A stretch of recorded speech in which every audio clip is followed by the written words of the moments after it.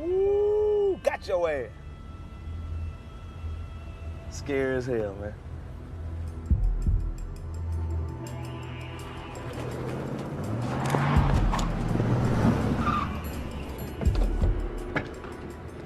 Yo, what the business is brother Shiz. And before I start this video, this is a spoiler alert for all things Snowfall.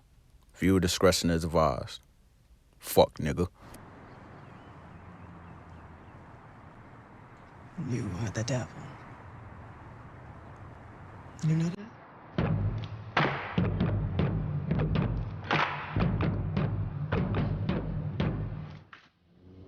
Yeah. I hate this bitch.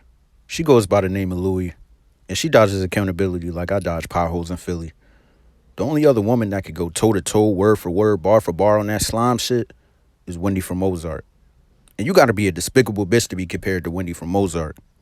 But y'all gonna see why I made that comparison later. Right now, what I need everybody to do is grab a stove. Cook that nigga! I mean, history book. And let's look back at the year of 1983, South Central California. Drive, motherfucker! I'm gonna keep it a beam with y'all. When I think about the 80s, there's only one thing that comes to mind. The Rock. And I ain't talking about the wrestler, nigga. And Snowfall, that's the catalyst of destruction.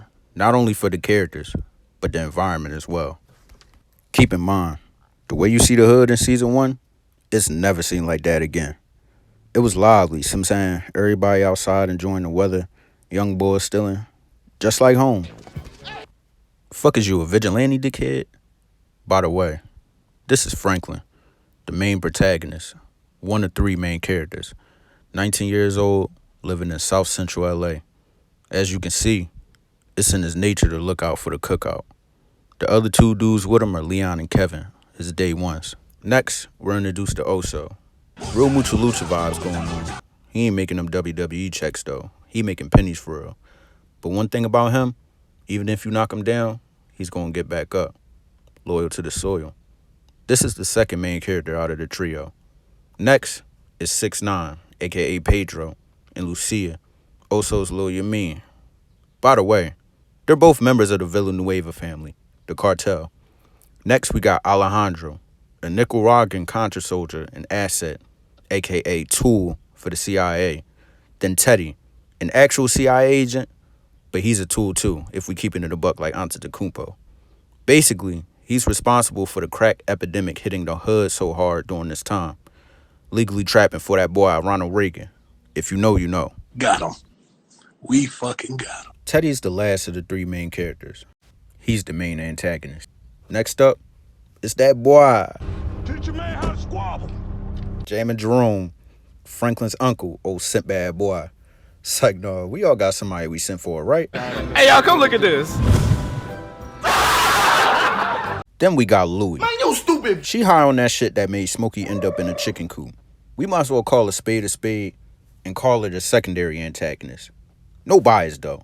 Next is Brianna Barksdale. The apple don't fall too far from the tree. Sissy Saint. Ma Dukes of Franklin Saint. Then we got Mel. You know what I'm saying? It wouldn't be a good cinema without a love interest in her pops Andre. When I was 11, I turned 13. Cause fuck 12. Next, we got Claudia. She used to pimp out Louie. I mean, that's Louie's ex. Excuse me. Then we got Avi, a drug kingpin. That's what we call a plug in my community. Last but not least, we got Alton, aka Woke Kyrie Irving. That's Franklin's pops, a former Black Panther turned alcoholic. Now, I ain't gonna spoil too much. That boy got cooked like steak and rice, but y'all gotta tune into the show to find out why. Throughout the first season, it's clear our 3 main characters have the same mentality. Get out the trap. I'm not talking about Franklin's neighborhood, but the mental trap of not having purpose, living a stagnant life. At the time we meet him, Franklin's trapping mid for Uncle Jerome with a part-time job at a corner store called Cho's.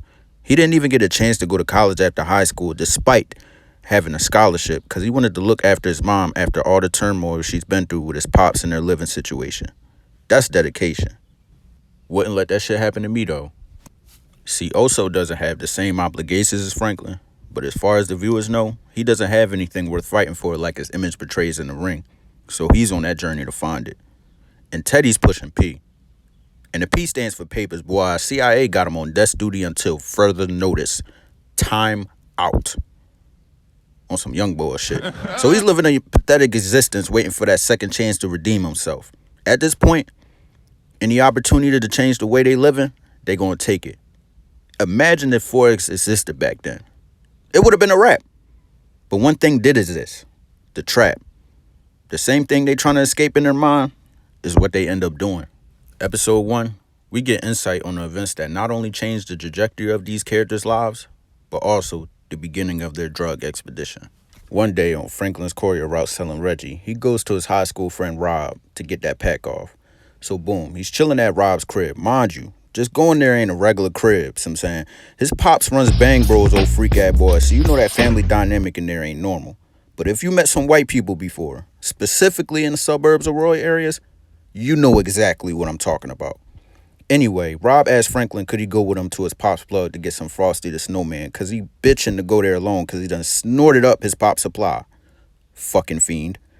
But Franklin doesn't hesitate to go. Upon their arrival, Rob's bitch ass don't even get out the well. Franklin does, though, and ends up meeting Avi. This old Gran Torino-looking motherfucker wearing tighty whities when Pan's been in existence since the caveman days. Initially, Franklin was immediately turned away because Avi don't sell no little 8-ball. He used to bricks and kilos fresh off the boat. Remember what I said about any opportunity to change their life, they're going to take it? Suddenly, the light bulb goes off in Franklin's head. This is a man with boatloads of product. An expensive product that rich junkies pay a premium for at that. Instead of selling nicks and dimes, I could start to make some real fettuccine, put my team on, and get my family out of the situation we're in. Long story short, he ends up impressing Avi doing some crash dummy shit. Yeah, how can I convince you I'm for real?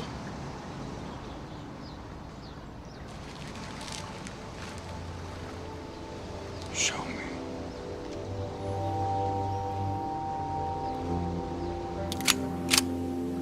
Through this event, Avi gets a glimpse of Franklin's character and how far he's willing to go for an opportunity. So he ends up fronting him a brick. However, he only got 24 hours to flip it. From the jump, the one character trait about Franklin that stands out, debatably his best and worst quality, is his blind ambition. While this did get him into places and making bread one can never imagine, consequently, this characteristic also resulted in him turning a blind eye to family and friends when the signs of deceit and betrayal were right there, in front of his face. Ultimately, being the reason for his demise.